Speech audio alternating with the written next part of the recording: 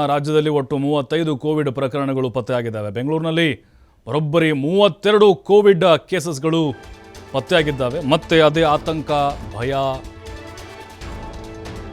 ಕನಸಿನಲ್ಲೂ ಕೂಡ ಬೆಚ್ಚಿ ಬೀಳ್ತಾರೆ ಜನ. ಕೋವಿಡ್ ಅಂತ ಹೇಳಿದ್ರೆ 4-5 ವರ್ಷದ ಹಿಂದೆ ನಾವು ಅನುಭವಿಸಿದ್ದೇವೆ. ಲಾಕ್ಡೌನ್ ಅಂತೆ, ಕಂಟೋನ್ಮೆಂಟ್ ಝೋನ್ ಅಂತೆ, vaccine, mask, sanitiser, social distance ಹೊಸದೇನಲ್ಲ, ಆದರೆ ಜಾಗೃತರಾಗಿರಬೇಕು. ಮತ್ತಷ್ಟು ಹೆಚ್ಚಾಗುವ ಆತಂಕ ಇದೆ. ರಾಜ್ಯ ಆರೋಗ್ಯ ಇಲಾಖೆ ಕೂಡ ಈಗ ಫುಲ್ ಅಲರ್ಟ್ ಆಗಿದೆ. ನಾಳೆಯಿಂದ ರಾಜ್ಯದಲ್ಲಿ ಕೋವಿಡ್ ಟೆಸ್ಟ್ಗಳು ಆರಂಭ ಆಗ್ತಾ ಇದೆ. ಯಾರಿಗಾದರೂ ಅನುಮಾನಗಳಿದ್ದರೆ ಅಥವಾ ಸಿಂಪ್ಟಮ್ಸ್ ಕಾಣಿಸ್ಕೊಂಡ್ರೆ ಹೋಗ್ಬೋದು. ಮೆಡಿಕಲ್ ಕಾಲೇಜ್ ಆಸ್ಪತ್ರೆ, ಜಿಲ್ಲಾಸ್ಪತ್ರೆಯಲ್ಲಿ ಕೋವಿಡ್ ಪರೀಕ್ಷೆಗಳನ್ನು ಮಾಡ್ತಾರೆ. 8 RT-PCR ಟೆಸ್ಟಿಂಗ್ ಲ್ಯಾಬ್ಗಳನ್ನು ಓಪನ್ ಮಾಡಲಿಕ್ಕೆ ಸರ್ಕಾರ ನಿರ್ಧಾರ ಮಾಡಿದೆ. ನಿನ್ನೆವರೆಗೂ ರಾಜ್ಯದಲ್ಲಿ 35 ಕೊರೋನಾ ಕೇಸ್ಗಳು ದಾಖಲಾಗಿದ್ದಾವೆ. ದೇಶಾದ್ಯಂತ ಒಟ್ಟು 250 ಕೇಸ್ಗಳು. ಕೇರಳ, ತಮಿಳುನಾಡು ಜೊತೆಗೆ ಮಹಾರಾಷ್ಟ್ರದಲ್ಲಿ ಕೋವಿಡ್ ಅಟ್ಟಹಾಸವನ್ನು ಶುರು ಮಾಡಿದೆ.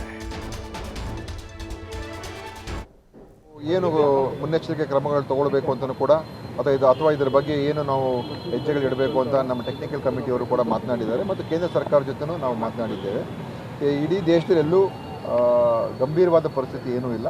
ಇಡೀ ದೇಶದಲ್ಲೇ ಸುಮಾರು 257-258 ಕೇಸಸ್ ದಾಖಲಾಗಿದೆ ಅಷ್ಟೇ ನಮ್ಮ ದೇಶದಲ್ಲಿ. ಕೇಂದ್ರ ಸರ್ಕಾರ ಹೇಳಿರೋ ಪ್ರಕಾರ ನಮ್ಮ ರಾಜ್ಯದಲ್ಲಿ 35 ಇದೆ. ಆದ್ದರಿಂದ ನಾವು ಇದನ್ನು ಖಂಡಿತವಾಗಿಯೂ ಯಾವುದೂ ಭಯಪಡಬೇಕಾಗಿಲ್ಲ. ಈ ಕೋವಿಡ್ ಬಂದಿರತಕ್ಕಂಥವ್ರಿಗೂ ಕೂಡ ಅವರಿಗೆ ಭಾಳ ಒಂದು ಮೈಲ್ಡ್ ಸಿಂಪ್ಟಮ್ಸ್ ಅಂತ ಹೇಳ್ಬೋದು. ಅವ್ರಿಗೆ ಯಾವುದೇ ರೀತಿಯ ಒಂದು ಸೀರಿಯಸ್ ಗಂಭೀರವಾದಂಥ ಒಂದು ಕಂಡೀಷನ್ ಇಲ್ಲ. ಮತ್ತು ನಾವು ಈಗಾಗಲೇ ಏನು ಭಾಳ ಒಂದು ಮುಖ್ಯವಾಗಿ ನಾವು ಏನು ಹೇಳಿದ್ದೀವಿ ಅಂತ ಹೇಳಿದ್ರೆ, ಈ ಸಾರಿ ಪ್ರಕರಣಗಳಂತ ಬರ್ತದೆ. ಅಂದರೆ ಅವರೆಲ್ಲ ಆಸ್ಪತ್ರೆಗಳಲ್ಲಿ ಇರ್ತಾರೆ.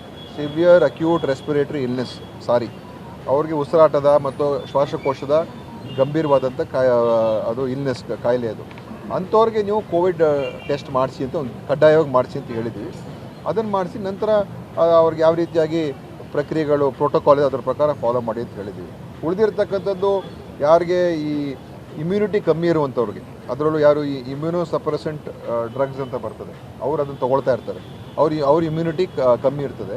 ಸೊ ಅಂಥವರು ಮತ್ತು ಬಾಣಂತಿಯರು ಅಂಥವ್ರಿಗೆಲ್ಲ ಸ್ವಲ್ಪ ನೀವು ಜನ ಹೆಚ್ಚಿರುವಂಥ ಪ್ರದೇಶಗಳಿಗೆ ಹೋದಾಗ ಅಲ್ಲಿ ನೀವು ಮಾಸ್ಕನ್ನು ಧರಿಸಿ ಅಂತ ನಾವು ಹೇಳಿದ್ದೀವಿ. ಅದು ಬಿಟ್ಟರೆ ಇನ್ನೇನೂ ನಮ್ಮಲ್ಲಿ ಗೈಡ್ಲೈನ್ಸ್ ಏನಿಲ್ಲ. ಯಾರೂ ಕೂಡ ಭಯ ಪಡಬೇಕಾಗಿಲ್ಲ. ಯಾರೂ ಕೂಡ ಚಿಂತನೆ ಅಥವಾ ಆತಂಕಕ್ಕೆ ಒಳಗಾಗ್ತಕ್ಕಂಥ ಅವಶ್ಯಕತೆ ಇಲ್ಲ. ನಾವು